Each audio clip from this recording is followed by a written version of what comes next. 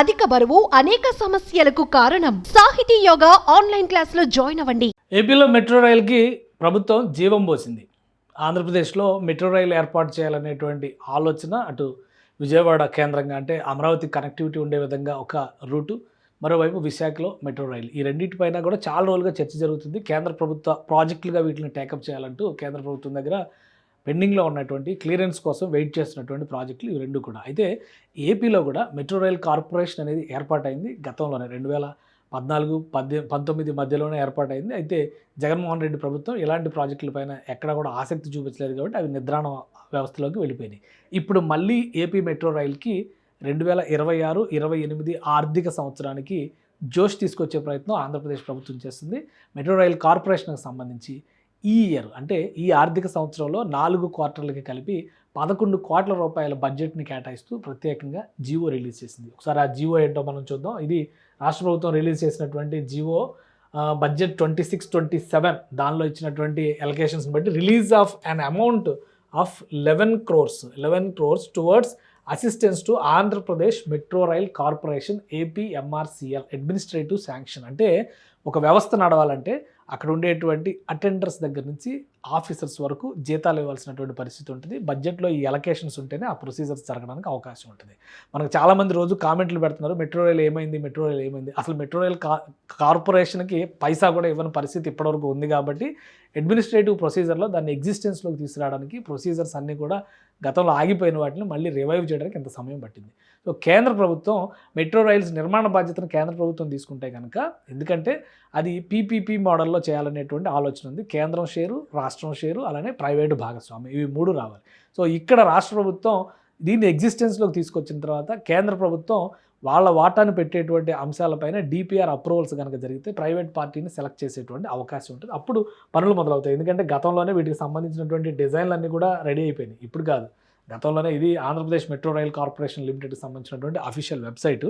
ఇది ఆంధ్రప్రదేశ్ ప్రభుత్వానికి సంబంధించినటువంటి స్వతంత్ర సంస్థగా మనం చూడాల్సి ఉంటుంది, ఒక ఇండిపెండెంట్ ఆర్గనైజేషన్. అప్పుడే ఈ డిజైన్స్ అన్నీ కూడా తయారు చేసి పెట్టారు. అలానే మీరు చూస్తే రూట్కి సంబంధించి ఇది APMRC metro rail corporation limited, అలానే కింద రూట్ మ్యాప్స్కి సంబంధించి విజయవాడకి సంబంధించినటువంటి రూట్ మ్యాప్స్, వాటి ఫోటోలు, ఇవన్నీ కూడా ఎలా ఉండొచ్చు మెట్రో రైలు, విజయవాడ మెట్రో ఆంధ్రప్రదేశ్ మెట్రో రైలు ఏ విధంగా ఉండొచ్చు అనేటువంటి అంశానికి కొన్ని డిజైన్స్ కూడా రూపొందించి రూట్ మ్యాప్లతో సహా వీళ్ళు పెట్టారు. కాకపోతే ఇన్ని రోజులు ఆపరేషన్స్లో లేవు కాబట్టి ఇప్పుడు మళ్ళీ దీన్ని అగైన్ ఆపరేషన్స్లోకి తీసుకొచ్చేటువంటి ప్రయత్నంలో భాగంగా honourable CM has taken intensive review and given instructions that both Visakhapatnam and Vijayawada metro rail project should be plan to complete in next 4 years period. So ఒక టార్గెట్ పెట్టుకున్నారు. సో 26లో స్టార్ట్ అయింది, అంటే 2030 కల్లా దీన్ని కంప్లీట్ చేయాలనేటువంటి లక్ష్యం బహుశా రాష్ట్ర ప్రభుత్వానికి ఉండొచ్చు. అందుకనే ఇప్పుడు అడ్మినిస్ట్రేటివ్ శాంక్షన్స్ ఇచ్చింది. అడ్మినిస్ట్రేటివ్ శాంక్షన్స్ తర్వాత ప్రొసీజర్ మొదలుపెట్టేటువంటి అవకాశం ఉంటుంది. అడ్మినిస్ట్రేటివ్ శాంక్షన్స్ విషయంలో ఒకసారి మనం చూద్దాం.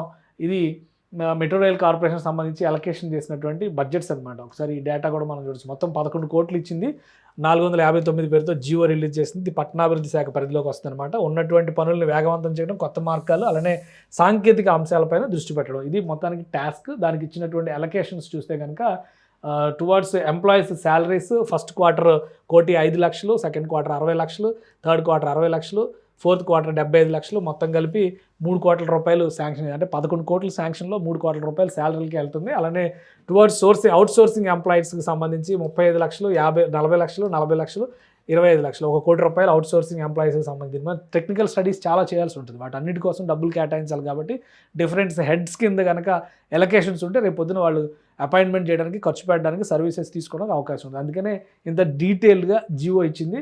అలానే ఒకసారి ఇందులో చూస్తే కనుక services towards there employees salaries, profile services, part 3 services, వాటికి సంబంధించి 1,40,00,000, 80,00,000, 80,00,000, మరో 1 కోటి రూపాయలు, మొత్తం 4 కోట్ల రూపాయలు. అంటే టోటల్గా ఇక్కడ 8 కోట్ల రూపాయల వరకు ఈ బడ్జెట్ కనిపిస్తుంది. ఇది అలొకేటెడ్ బడ్జెట్ అనమాట.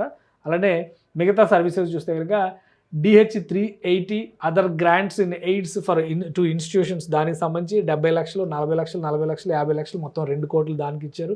అలానే రెంట్స్, రేట్స్ అండ్ ట్యాక్సెస్కి సంబంధించి ఒక 50,00,000 వరకు ఇక్కడ ఎలొకేషన్ జరిగింది. హైరింగ్ వెహికల్స్ వాటికి ఛార్జెస్ సంబంధించి మరొక 50 లక్షలు ఇచ్చారు. ఇది ఒక 3 కోట్లు అయింది. మొత్తం కలిపి టోటల్ లంసమ్ అమౌంట్ 11 crores ఈ బడ్జెట్ ఈ ఫైనాన్షియల్ ఇయర్ 26-27 ఫైనాన్షియల్. ఎందుకంటే ఇప్పుడు మనం ఏప్రిల్లో ఉన్నాం, ఆర్థిక సంవత్సరం మొదలవుతుంది. అందుకని ఈ ఎలకేషన్స్ అన్ని కూడా ఇచ్చారు. దీంతో కొంత జోష్ వస్తుంది. ఖచ్చితంగా ఏపీ మెట్రో రైల్ కార్పొరేషన్కి సంబంధించినటువంటి ఆపరేషన్స్లో కూడా ఉత్సాహం వస్తుంది. అటు విజయవాడ, ఇటు విశాఖపట్నంలో రూట్స్ ఫైనలైజేషన్ అయింది. వాటిపైన బేసిక్ సర్వేలు కూడా కంప్లీట్ చేశారు. సో ఈ పనుల్లో ఊపు రావడానికి రాష్ట్ర ప్రభుత్వం తీసుకున్నటువంటి నిర్ణయంగా దీన్ని మనం చూడొచ్చు.